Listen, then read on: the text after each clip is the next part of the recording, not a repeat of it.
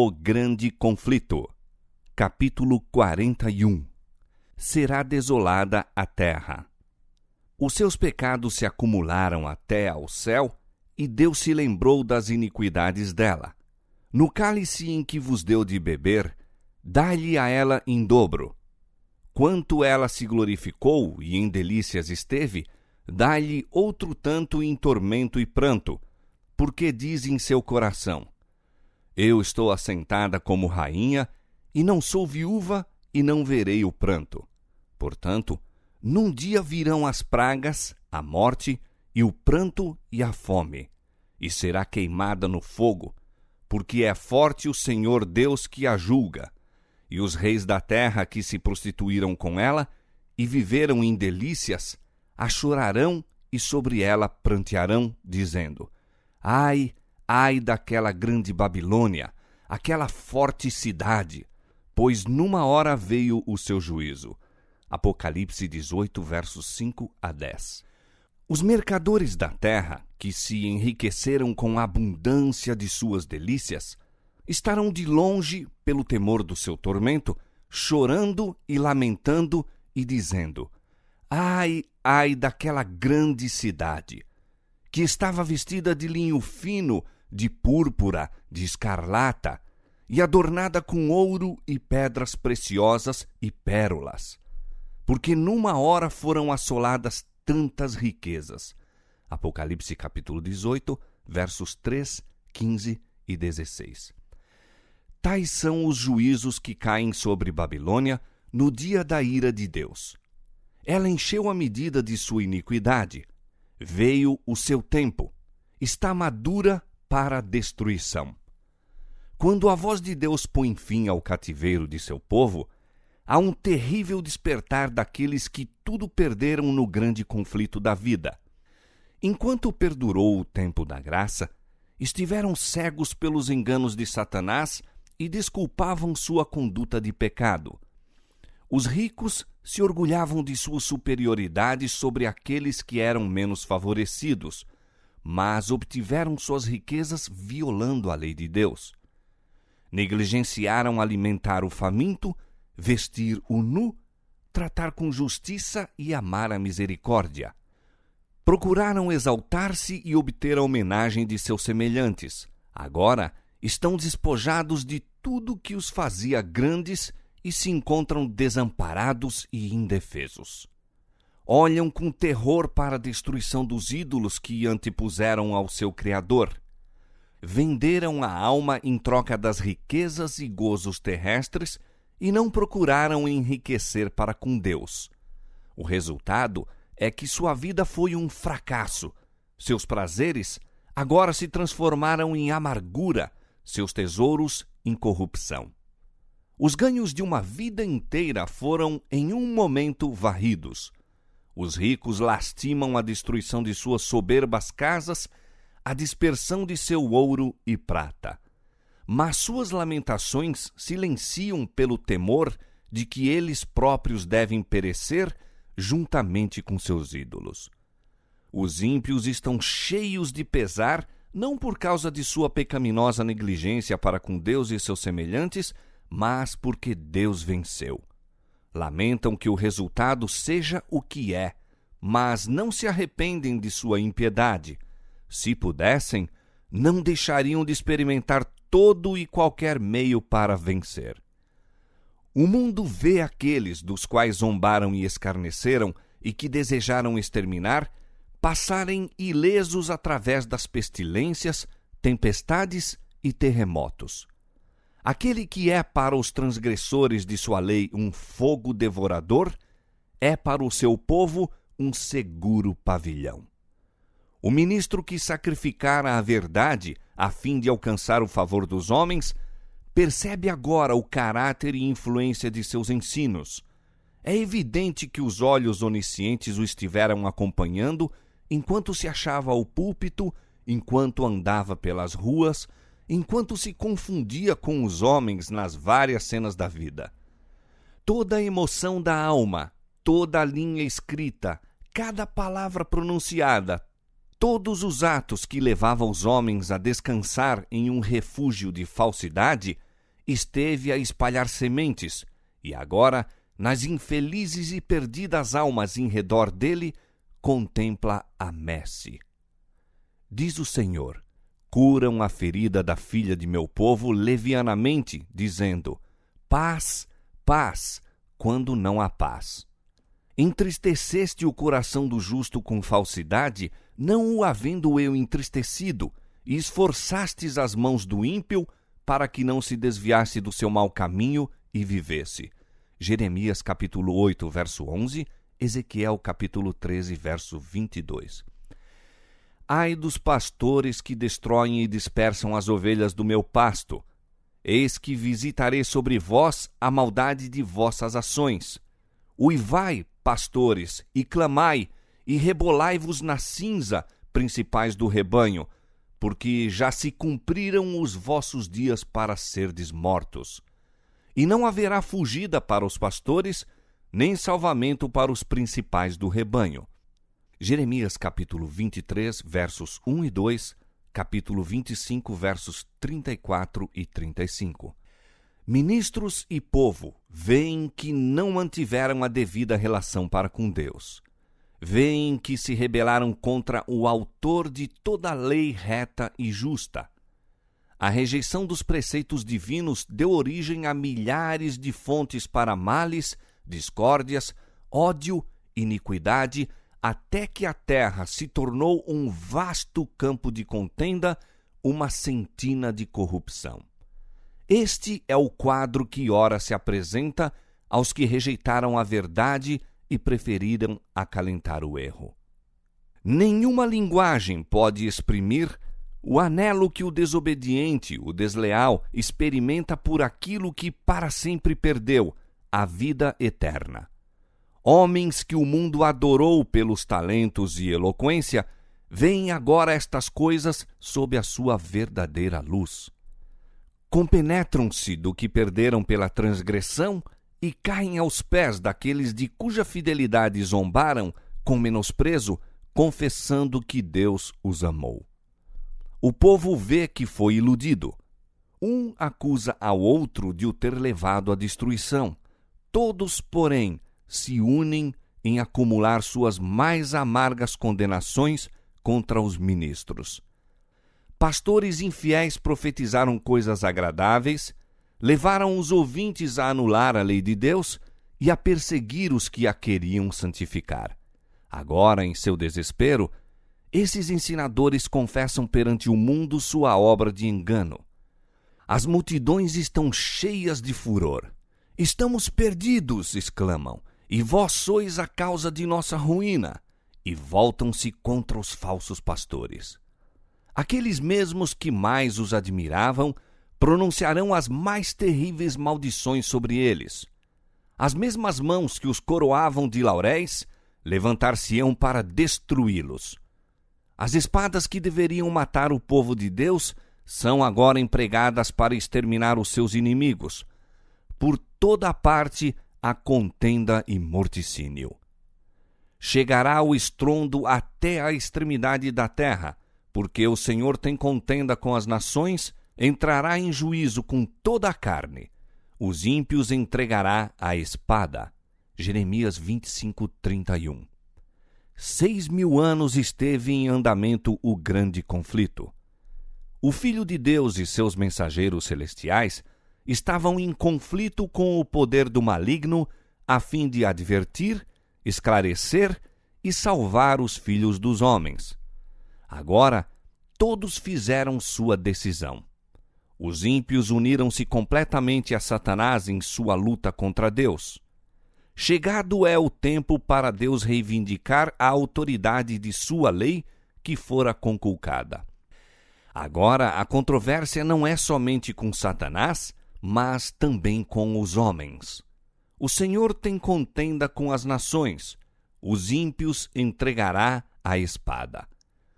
O sinal de livramento foi posto sobre aqueles que suspiram e que gemem por causa de todas as abominações que se cometem. Agora sai o anjo da morte, representado na visão de Ezequiel pelos homens com as armas destruidoras, aos quais é dada a ordem: matai velhos, mancebos e virgens, e meninos e mulheres, até exterminá-los. Mas a todo homem que tiver o sinal, não vos chegueis, e começai pelo meu santuário. Diz o profeta. E começaram pelos homens mais velhos que estavam diante da casa. Ezequiel capítulo 9, versos 1 a 6. A obra de destruição se inicia entre os que professaram ser os guardas espirituais do povo. Os falsos atalaias são os primeiros a cair. Ninguém há de quem se compadecer ou a quem poupar. Homens, mulheres, donzelas e criancinhas perecem juntamente. O Senhor sairá do seu lugar para castigar os moradores da terra por causa da sua iniquidade, e a terra descobrirá o seu sangue e não encobrirá mais aqueles que foram mortos. Isaías capítulo 26, verso 21. E esta será a praga com que o Senhor ferirá a todos os povos que guerrearem contra Jerusalém. A sua carne será consumida, estando eles de pé, e lhes apodrecerão os olhos nas suas órbitas, e lhes apodrecerá a língua na sua boca. Naquele dia, também acontecerá que haverá uma grande perturbação do Senhor entre eles, porque pegará cada um na mão do seu companheiro, e alçar-se-á a mão de cada um contra a mão de seu companheiro. Zacarias 14, versos 12 e 13. Na desvairada contenda de suas próprias e violentas paixões, e pelo derramamento terrível da ira de Deus sem mistura, sucumbem os ímpios habitantes da terra, sacerdotes, governadores e povo, ricos e pobres, elevados e baixos. E serão os mortos do Senhor naquele dia, desde uma extremidade da terra até a outra extremidade da terra. Não serão pranteados, nem recolhidos, nem sepultados. Jeremias 25, 33. Por ocasião da vinda de Cristo, os ímpios são eliminados da face de toda a terra, consumidos pelo espírito de sua boca e destruídos pelo resplendor de sua glória. Cristo leva o seu povo para a cidade de Deus e a terra é esvaziada de seus moradores. Eis que o Senhor esvazia a terra e a desola e transtorna a sua superfície e dispersa os seus moradores. De todo se esvaziará a terra, e de todo será saqueada, porque o Senhor pronunciou esta palavra. Porquanto transgridem as leis, mudam os estatutos e quebram a aliança eterna. Por isso a maldição consome a terra, e os que habitam nela serão desolados. Por isso serão queimados os moradores da terra. Isaías capítulo 24, versos 1, 3, 4 e 6. A terra inteira se parece com um deserto assolado. As ruínas das cidades e vilas destruídas pelo terremoto, árvores desarraigadas, pedras escabrosas arrojadas pelo mar ou arrancadas da própria terra, espalham-se pela sua superfície, enquanto vastas cavernas assinalam o lugar em que as montanhas foram separadas da sua base. Ocorre agora o acontecimento prefigurado na última e solene cerimônia do dia da expiação. Quando se completava o ministério no lugar santíssimo, e os pecados de Israel eram removidos do santuário em virtude do sangue da oferta pelo pecado, o bode emissário era então apresentado vivo perante o Senhor, e na presença da congregação, o sumo sacerdote confessava sobre ele todas as iniquidades dos filhos de Israel e todas as suas transgressões, segundo todos os seus pecados, pondo-os sobre a cabeça do bode. Levítico capítulo 16, verso 21. Semelhantemente, ao completar-se a obra de expiação no santuário celestial, na presença de Deus e dos anjos do céu e do exército dos remidos, serão então postos sobre Satanás os pecados do povo de Deus. Declarar-se-á ser ele o culpado de todo o mal que os fez cometer. E assim como o bode emissário era enviado para uma terra não habitada, Satanás será banido para a terra desolada, que se encontrará como um deserto despovoado e horrendo. O escritor do Apocalipse prediz o banimento de Satanás e a condição de caos e desolação a que a terra deve ser reduzida, e declara que tal condição existirá durante 1000 anos. Depois de apresentar as cenas da segunda vinda do Senhor e da destruição dos ímpios, continua a profecia. Vi descer do céu um anjo que tinha a chave do abismo e uma grande cadeia na sua mão. Ele prendeu o dragão, a antiga serpente que é o diabo e Satanás, e amarrou-o por 1000 anos. E lançou-o no abismo e ali o encerrou e pôs selo sobre ele para que não mais engane as nações até que os 1000 anos se acabem. E depois, importa que seja solto por um pouco de tempo. Apocalipse capítulo 20, versos 1 a 3. Que a expressão abismo representa a terra em estado de confusão e trevas é evidente de outras passagens. Relativamente à condição da terra no princípio, o relato bíblico diz que era sem forma e vazia, e havia trevas sobre a face do abismo. Gênesis capítulo 1, verso 2. A profecia ensina que ela voltará, em parte ao menos, a esta condição. Olhando ao futuro para o grande dia de Deus, declara o profeta Jeremias: Observei a terra, e eis que estava assolada e vazia, e para os céus, e não tinham a sua luz. Observei os montes, e eis que estavam tremendo, e todos os outeiros estremeciam. Observei e vi que homem nenhum havia, e que todas as aves do céu tinham fugido. Vi também que a terra fértil era um deserto, e que todas as suas cidades estavam derribadas. Jeremias capítulo 4, versos 23 a 26. Aqui deverá ser a morada de Satanás com seus anjos maus durante 1000 anos.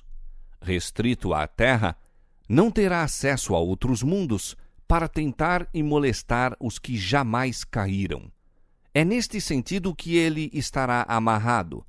Ninguém ficou de resto sobre quem ele possa exercer seu poder. Está inteiramente separado da obra de engano e ruína que durante tantos séculos foi seu único deleite.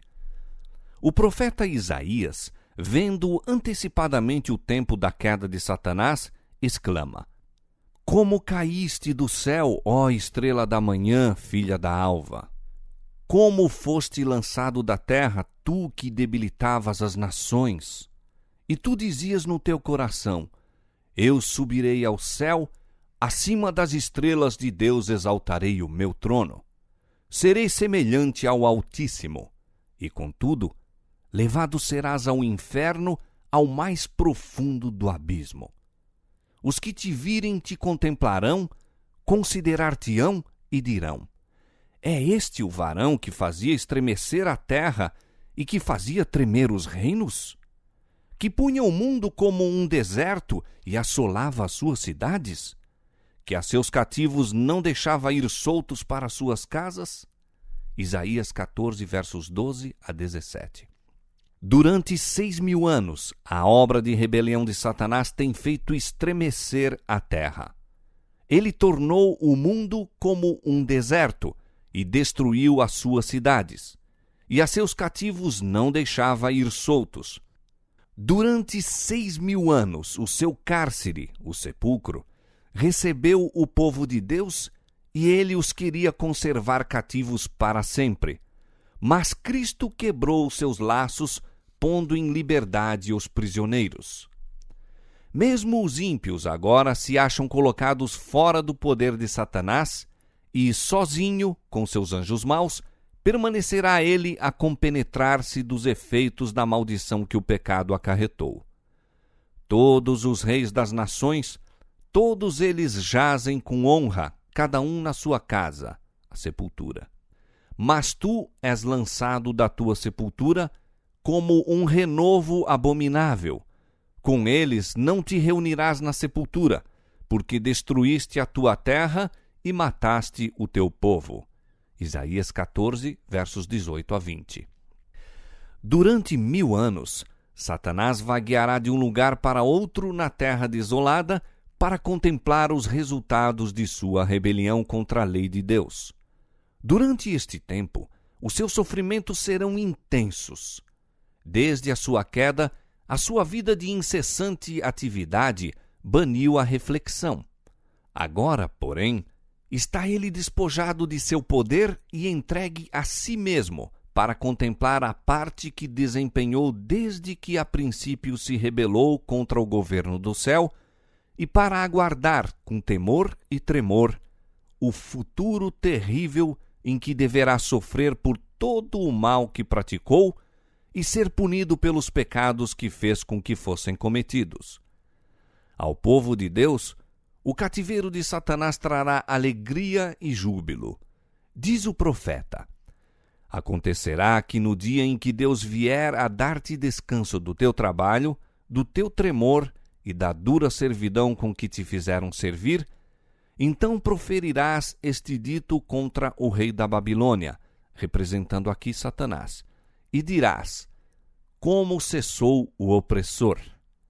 Já quebrantou o Senhor o bastão dos ímpios e o cetro dos dominadores. Aquele que feria os povos com furor, com praga incessante, o que com ira dominava as nações, agora é perseguido sem que alguém o possa impedir. Isaías 14, versos 3 a 6. Durante os 1000 anos entre a primeira e a segunda ressurreições, ocorre o julgamento dos ímpios. O apóstolo Paulo indica este juízo como um acontecimento a seguir-se ao segundo advento. Nada julgueis antes de tempo, até que o Senhor venha, o qual também trará à luz as coisas ocultas das trevas e manifestará os desígnios dos corações. 1 Coríntios capítulo 4, verso 5. Daniel declara que quando veio o ancião de dias, foi dado o juízo aos santos do Altíssimo. Daniel 7, 22. Nesse tempo, os justos reinam como reis e sacerdotes de Deus. João, no Apocalipse, diz: vi tronos, e assentaram-se sobre eles, e foi-lhes dado o poder de julgar. Serão sacerdotes de Deus e de Cristo, e reinarão com ele 1000 anos. Apocalipse capítulo 20, versos 4 e 6. É nesse tempo que, conforme foi predito por Paulo, os santos hão de julgar o mundo. 1 Coríntios 6, 2. Em união com Cristo, julgam os ímpios, comparando seus atos com o código, a Escritura Sagrada, e decidindo cada caso segundo as ações praticadas no corpo.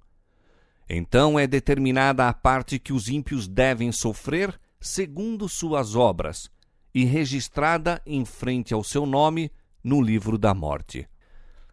Igualmente, Satanás e os anjos maus são julgados por Cristo e seu povo. Diz Paulo: não sabeis vós que havemos de julgar os anjos? 1 Coríntios capítulo 6, verso 3.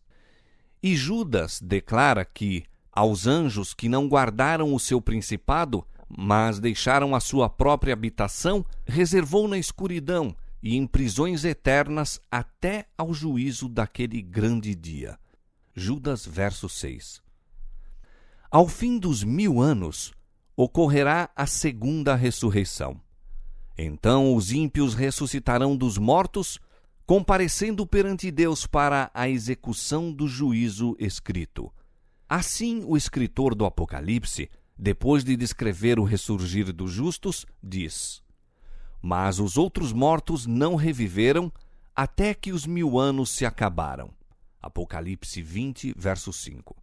A respeito dos ímpios, Isaías declara: serão amontoados como presos numa masmorra, e serão encerrados num cárcere, e serão visitados depois de muitos dias. Isaías capítulo 24, verso 22.